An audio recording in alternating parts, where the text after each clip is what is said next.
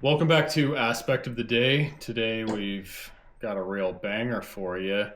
Venus opposition Saturn in the birth chart. So I'm going to read through the astrologer's handbook description on this, which gives a complete account of the effects of this aspect, as well as it does for all of the aspects between major planets and points. But I'm going to stop in between statements and I'm going to provide the reasons for them, okay? As a more Saturnian, philosophically leaning astrologer, I'm more interested in the reasons for things and where it is that our thinking is wrong in the process regarding what is going on in our lives. We can observe effects taking place, often difficult ones, between aspects like this. But there are changes that we can make in our perspective on ourselves and on reality that will alleviate the otherwise very difficult and sometimes lifelong negative impacts of these aspects. So if we can change our perspective on what the hell is going on, why it's going on, well, that's, to me, the first step in solving the problem. And sometimes that's all you need. Because once you really understand it, then your actions are going to follow from that understanding. It's especially important with this aspect, Venus opposite Saturn, because oppositions create a very basic mistake in thinking.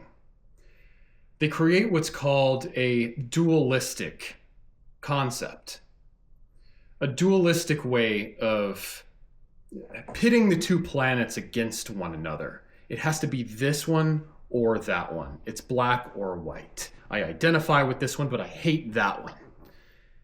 That's not helpful with any aspect. But oppositions especially are going to punish you when you see them in that way, rather than for what they actually are, which is an opportunity for us to find perfect balance between these two planets. And when we're dealing with Venus and Saturn, I mean, these planets couldn't be more difficult to reconcile in many cases, because they couldn't be more different. They value very, very different things. Venus is that innocent feminine quality of what you like, what you prefer, what you want. It's the planet of desire. A lot of people say it's the love planet, but love is a deep and a broad concept. And in some way, all the planets are planets of love. You know, you can't tell a Saturnian person to love someone or to love you in the same way that you want to be loved if you're a Venusian type person. All right? Everyone gives of themselves freely to express their love without expecting anything in return, without having any attachments or expectations, you know. That's what real love is. It can look like anything. All right, so Venus is about appearances of things. What does this love look like? It looks more romantic. Yeah, but what if your Venus is in Capricorn? That's a Saturnian sign. That's a Saturnian style that's being applied to the things of Venus. It's going to take a very different form, right? So we want to balance these planets, provide all the things that both of them need, while not letting them feel like they have that tug of war energy between them, which is what oppositions produce within us, within our emotional states. Okay. So here we go. I'm going to read about the effects. I'm going to give you some reasons along the way. This opposition is often the cause. I don't like that word. Astrology is not causal. Okay, well, I'll say this. The only thing that oppositions cause is the feeling of tension between those two parts of ourselves that the planets involved represent. But it doesn't cause anything to happen, nor does anything in astrology. This opposition often, let's say, indicates emotional frustrations and financial hardships. The natives experience disappointments in love and have few pleasures in life. Often they are depressed because Saturn frustrates the natural tendencies of Venus toward joy, beauty, and happiness. I'm going to comment on that in a second. Their natures may be made cold because of continual deprivations and heavy responsibilities. Yes, if you let yourself get to that point, look, the opposition is the Saturn aspect. Okay, it creates a spiritual, philosophical, perceptual mistake in making us think that these two planets are two different things. No, they're two different parts of ourselves, parts of our perspective. Okay? If you don't come to terms with that by your first Saturn return or thereabouts, maybe soon after, once you've integrated the lessons of your first Saturn return, you're going to set yourself up for a life of chasing Venus things at the expense of having that Saturnian grounding and principle that you need to sustain anything. And so you're setting yourself up for a life of misery and bitterness. Saturn creates stability on a spiritual level. It's about principles that underlie the things that we do, how we orient our actions, what we're building toward. Right? So if you favor Venus over Saturn, then what you're going to get is not Venus, but you're still going to get Saturn. You're just going to learn all of those lessons the hard way because Venus can't stand alone. Venus cannot sustain itself. Venus is the little girl, all right? She's always not too far away from the sun, and the sun is her daddy. Venus needs her daddy. Saturn is the wise, calm, cold grandfather. Just says it like it is. Doesn't ask permission. Without the guidance of Saturn, Venus cannot function. Saturn gave birth to the sun. If we're taking a certain mythological approach here. Grandfather produced the father, which is the sun. Father produces Venus. So does the sun have its principles in order, right? The sun's our ego. So if we're living just from a sun perspective, Venus is going to be fucked up too. Because the sun can't stand alone, astrologically.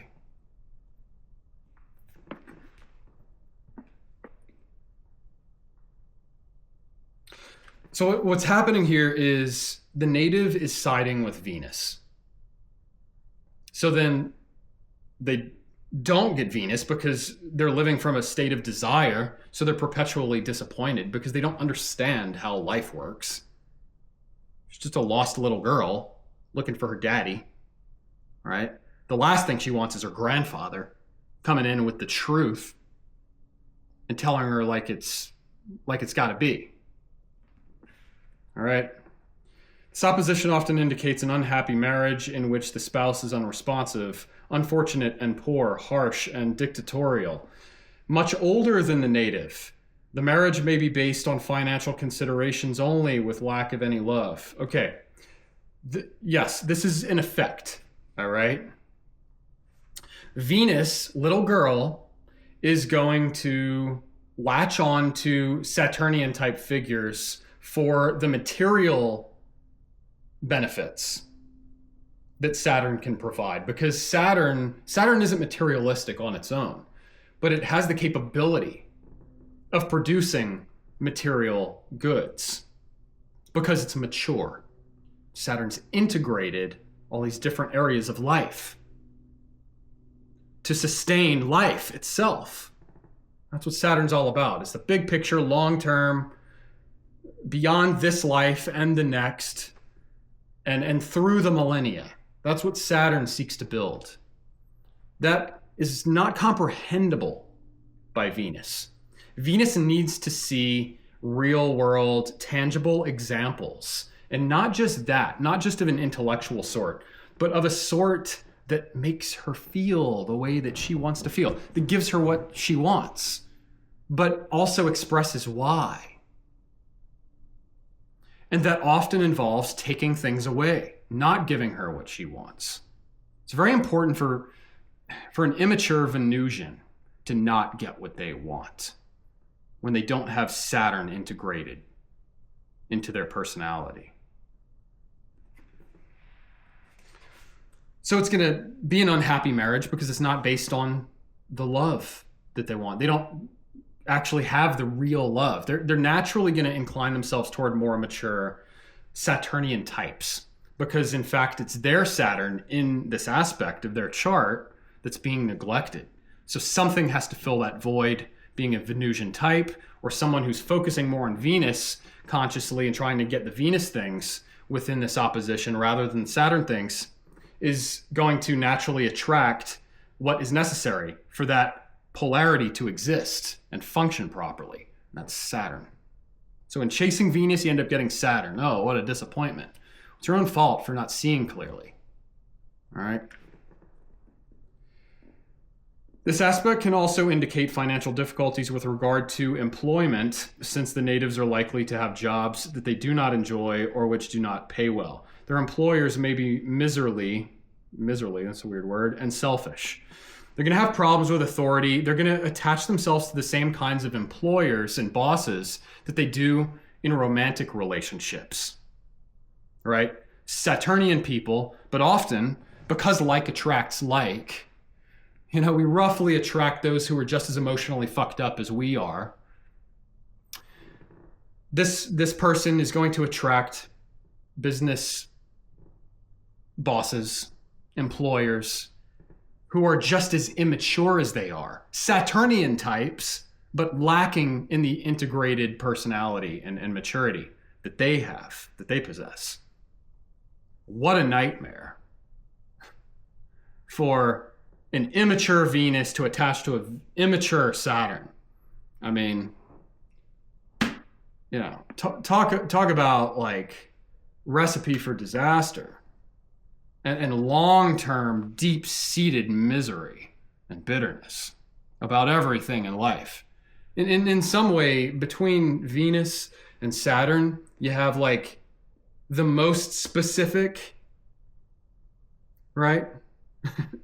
The most personal, how I feel, and Saturn, the least personal. How terrible can somebody be if they have an unintegrated Saturn, but they're a Saturnian type, right? So cold, but also like not productive and not wise. So it's like cold for no reason,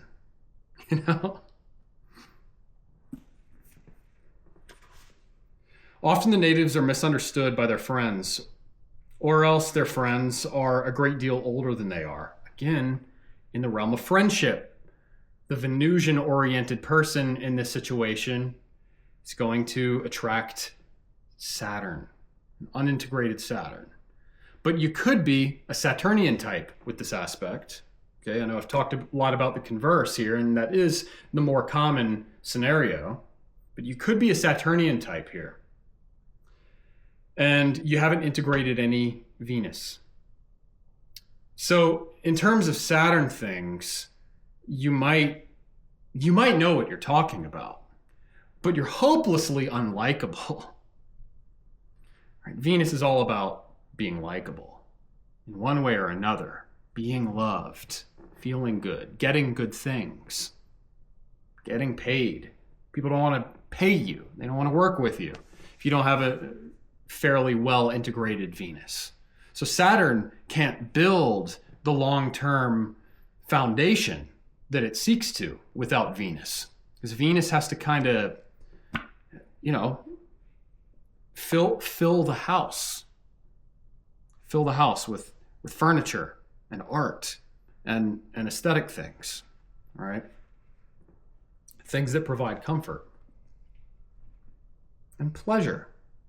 You can't have too much pleasure, or else you become a hedonist, right? If you only value Venus things, you are a hedonist. Or if you value Venus things above all else, you're sacrificing everything that really matters in life, like Saturnian things that provide a foundation to allow the Venus things to materialize. If you don't have Saturn, your Venus stuff is just, you're gonna die of heroin overdose. That's where that leads.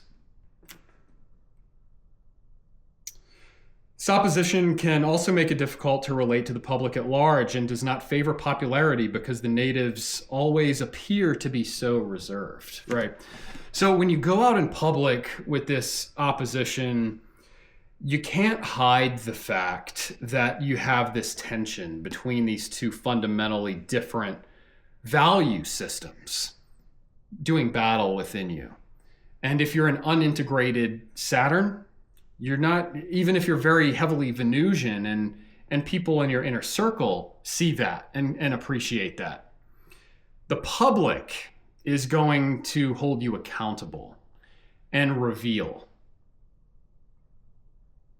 that whatever it is in appearance you're putting out there doesn't have that sustainability to it. So Venus without Saturn takes the form of like quick fire TikTok trends that fade in and out within a week.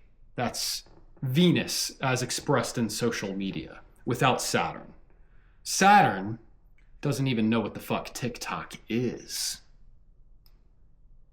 So you need some balance between those things. Not the easiest thing to integrate, right? I have deep compassion for people who have this in aspect, especially in a tight one. If it's real close to 180 degrees, if it's like within 2 degrees, really, I feel for you. I have enough hard aspects of my own Saturn. I get it. All right. Marriage may be delayed or prevented altogether. The parents can have an unfortunate effect on the natives by being poor, too strict, cold, or oppressive. Or they may force the natives to assume heavy responsibilities prematurely. Right? If you're a particularly Saturnian type, this latter case is what you grew up with, right? Someone who was forced to grow up before they were grown up, you know? They were kids being raised by kids. They were burdened with all this responsibility. Maybe they're more of an oldest child who had to take care of younger children. So if you have this aspect and that was your experience, you probably have kind of a Capricorn/Cancer heavy chart, because both Capricorn and Cancer are going to do that, are going to take responsibility in those situations. Not only are they cardinal and more assertive, but that is the paternal axis and the Saturn and Moon ruled axis, right? It's yin, it's more domestic. It's more like, well, how can I just handle business and, you know, help to provide in the way that I'm able to. All right, so Capricorn, Cancer types will lean heavily into that role if they have this aspect. Now, if you're someone else, another type, if you're a more Venusian type by nature, even more benefic in general, the latter or the former is probably going to be more your experience, right? Where you saw your parents as very cold, as being representations of Saturn that you don't want to embody. So then you just push away Saturn, which includes Saturn in your own chart, in your own path toward integration. And so you delay that development, right? So I see so much avoidance of Saturn in the readings that I do. And in oppositions like this, hard aspects between between like a benefic planet and Saturn. And just remember with the opposition just, none of this shit is real. Okay? It just creates a style of perception within our minds when we have Venus opposite Saturn. We see pleasure and feeling good and satisfying our desires as something that is trying to fight against the things of Saturn, which are ultimately all the things that matter, karmically speaking. All right? Without Saturn, you can't have Venus. And without Venus, Saturn's just going to be really dry and boring and ultimately not have the material things that it needs to sustain itself over the course of a single life. And that's what we're here to do, is maximize our time here in this single life. And in fact, Venus is more local to that, the perception of Venus. So this aspect can't, it's the perfect example of an opposition that reveals how different two aspects of our own characters can really be, but at the same time, the importance of finding the perfect balance between them. Okay. Hope you enjoyed this longer aspect of the day video, but this is quite a handful to have in your own chart, this aspect. And it's very important to integrate. And if you don't, especially internally, going to struggle very deeply in life. I'm an astrologer who has a very Saturnian leaning, as you can probably tell, and I naturally attract a lot of Venusians in my practice and in my own personal life. They teach me a lot, and I have a lot to teach them as well. So if you're one struggling with this aspect, or you're a Venusian type especially, who struggles with Saturn, hit me up. You can find my contact info in the description below. And God bless, guys. Cheers.